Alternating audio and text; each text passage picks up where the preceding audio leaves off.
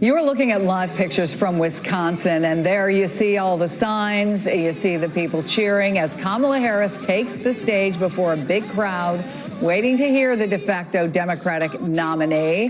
She's about to make remarks. This was a visit that was scheduled before Joe Biden decided to step down, obviously now taking on new residents. Let's listen to the vice president and de facto nominee for the Democratic nomination for president.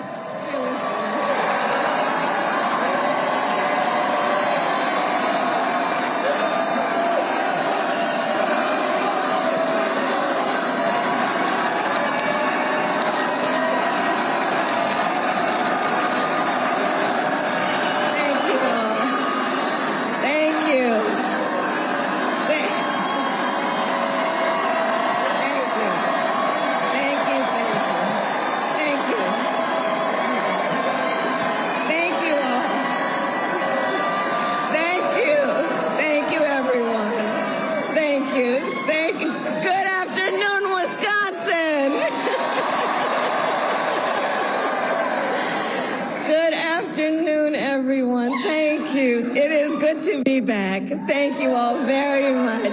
Can we please hear it for Leah and her extraordinary story and leadership? Thank you. And I do believe our teachers do God's work. They teach other people's children, and God knows we don't pay them enough. Let's thank her. And it is so good to be here and be back with so many extraordinary leaders, including my friend, the great governor of Wisconsin, Tony Evers. He's here somewhere. My dear friend, Senator Tammy Baldwin. And you know, I had the privilege of serving with Tammy when I was in the United States Senate, and she is always fighting for the people of this state. And I know that the folks that are here are going to make sure you return her to Washington, D.C. in November. Yes, we are going to elect her back to Washington, D.C. It is so good to be here also with Lieutenant Governor Sarah Rodriguez, Attorney General Josh Cole, Wisconsin Secretary of State Sarah Godlewski, County Executive David Crowley, Mayor Cavalier Johnson, and the great State Party Chair Ben Wickler, who I have worked with. Ben, you and I have been working together for years, and I can attest he knows how to build the infrastructure that delivers wins up and down the ballot. Thank you, Ben.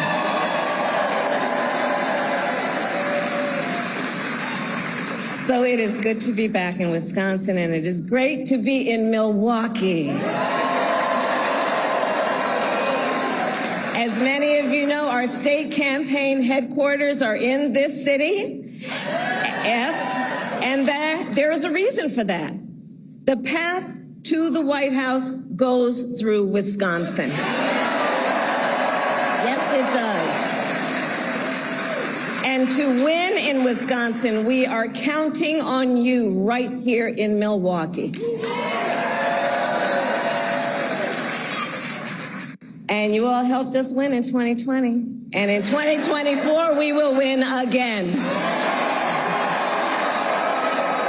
Yes, we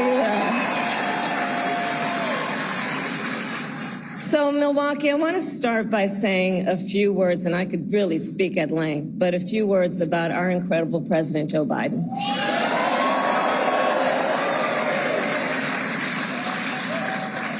It has truly been one of the greatest honors of my life to serve as vice president to our President Joe Biden.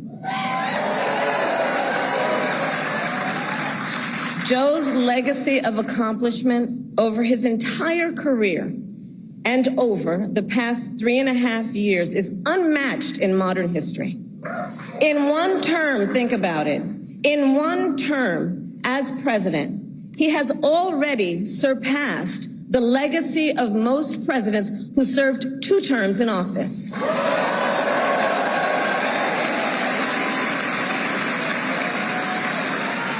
And I know we are all deeply, deeply grateful for his continuing service to our nation. And it is my great honor to have Joe Biden's endorsement in this race.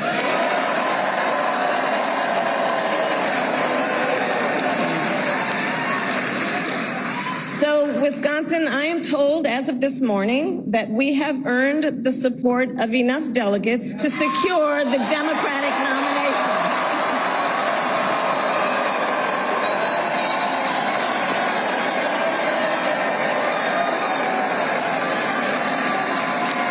And I am so very honored, and I pledge to you I will spend the coming weeks continuing to unite our party so that we are ready to win in November.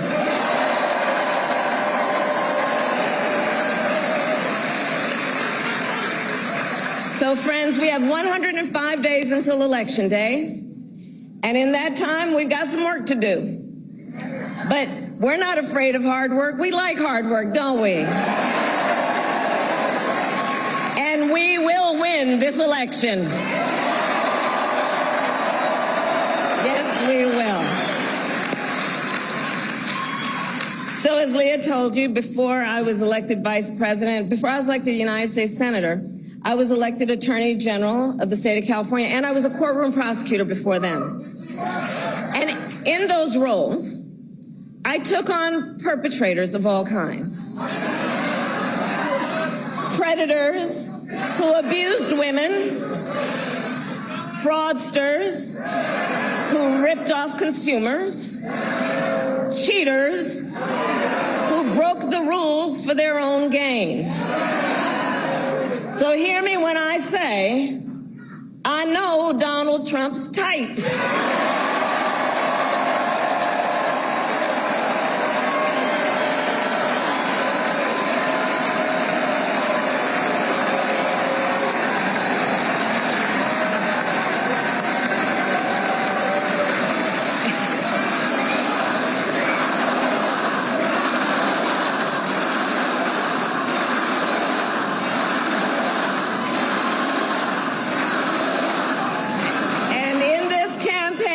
I promise you, I will proudly put my record against his any day of the week.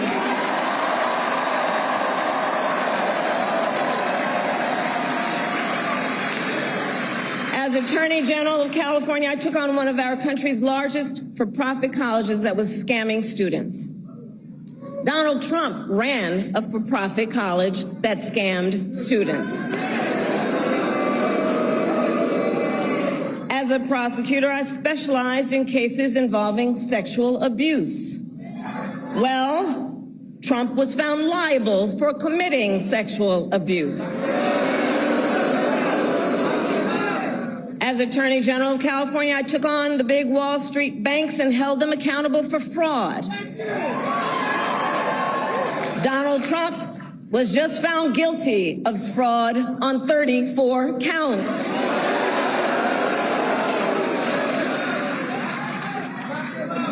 But let's also make no mistake, this campaign is not just about us versus Donald Trump. This campaign is about who we fight for. This is about who we fight for. Just look at how we are running our campaigns. So Donald Trump is relying on support from billionaires and big corporations. And he is trading access in exchange for campaign contributions. A couple of months ago, you all saw that a couple of months ago at Mar-a-Lago, he literally promised big oil companies, big oil lobbyists, he would do their bidding for $1 billion in campaign donations. On the other hand, we are running a people-powered campaign.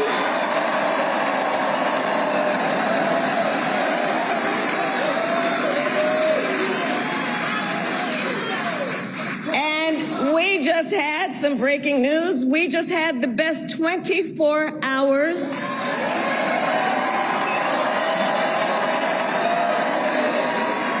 of grassroots fundraising in presidential campaign history.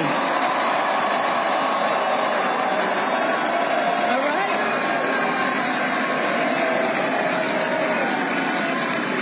And because we are a people-powered campaign, that is how you know we will be a people-first presidency.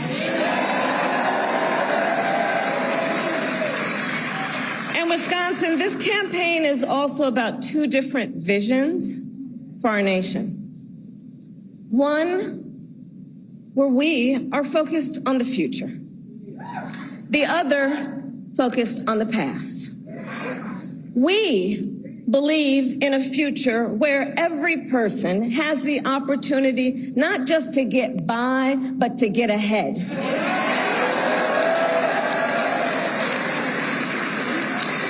Future where no child has to grow up in poverty,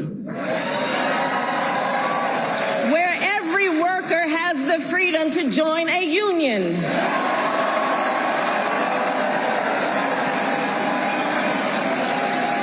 where every person has affordable health care, affordable child care, and paid family leave. We believe in a future where every senior can retire with dignity. So all of this is to say, building up the middle class will be a defining goal of my presidency.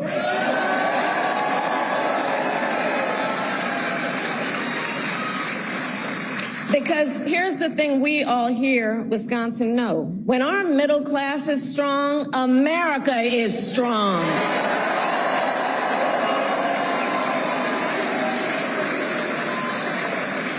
But Donald Trump wants to take our country backward. He and his extreme Project 2025 agenda will weaken the middle class. Like, we know we got to take this seriously. Can you believe they put that thing in writing? Read it. It's 900 pages. But here's the thing. When you read it, you will see Donald Trump intends to cut Social Security and Medicare. He intends to give tax breaks to billionaires and big corporations and make working families foot the bill. They intend to end the Affordable Care Act and take us back then to a time when insurance companies had the power to deny people with pre-existing conditions. Remember what that was like? Children with asthma, women who survived breast cancer, grandparents with diabetes. America has tried these failed economic policies before, but we are not going back. We are not going back. Not going back. We're not going back. We are not going back.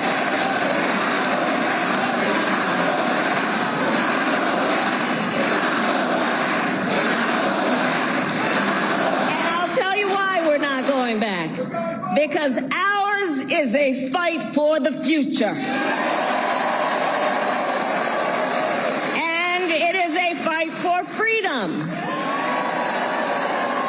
Generations of America's, generations, and we have to remember this, the shoulders on which we stand, generations of Americans before us led the fight for freedom. And now, Wisconsin, the baton is in our hands.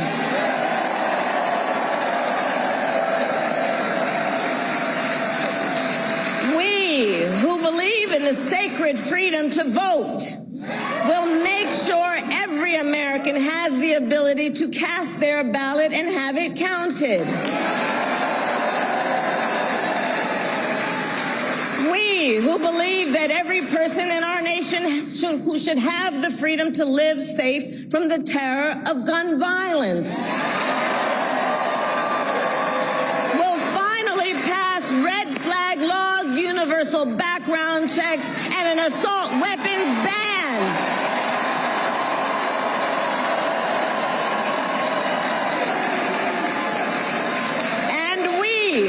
Who believe in reproductive freedom will stop Donald Trump's extreme abortion bans because we trust women to make decisions about their own body and not have their government tell them what to do.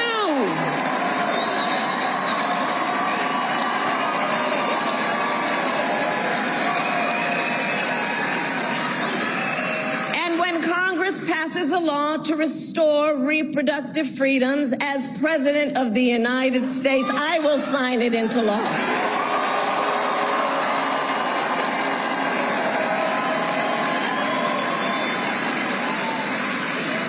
So, Wisconsin, ultimately in this election, we each face a question. What kind of country do we want to live in? A country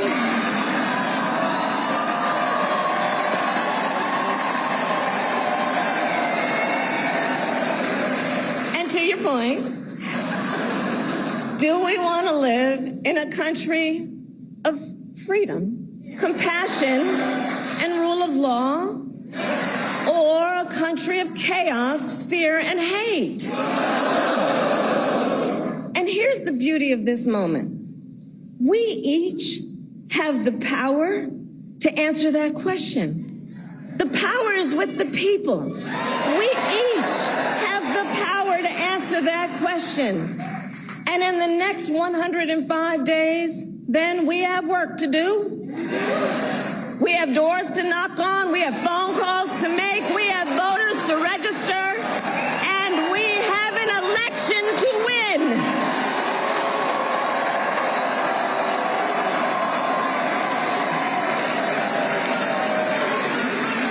So, Wisconsin, today I ask you, are you ready to get to work?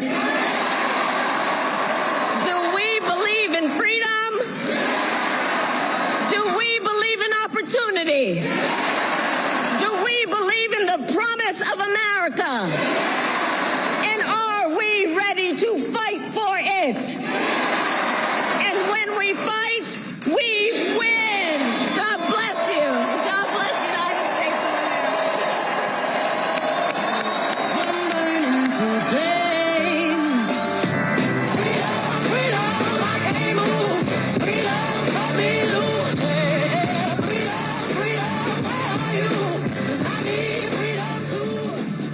Kamala Harris going into the crowd after speaking before a highly enthusiastic group. This is obviously battleground Wisconsin. She's already been to this state 5 times. This is her 5th time this year, I think 8 times as vice president, but never before, as she just pointed out, as someone who has the number of delegates to be the nominee of the Democratic Party. Let's bring back Julie Roginski. This is pretty much her stump speech. It's what she was giving before as an advocate for the Biden-Harris campaign. The mood is very different. The reception is very different.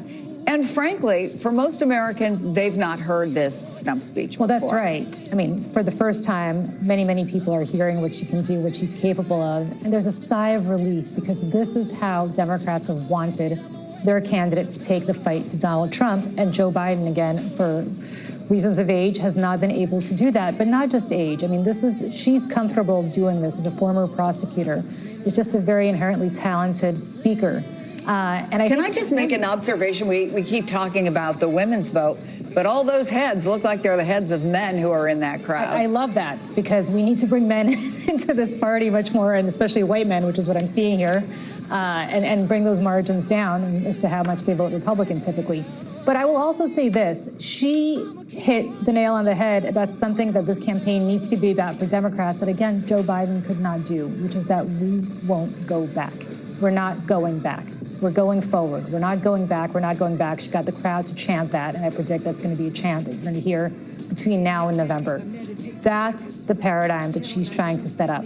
She is about the future. Trump is about the past. As a former president, she can make that. I mean, he can't be the change agent because he was president already. And especially with the age difference now that you're seeing, which Democrats have flipped, this is the way to go. I think there's a sigh of relief.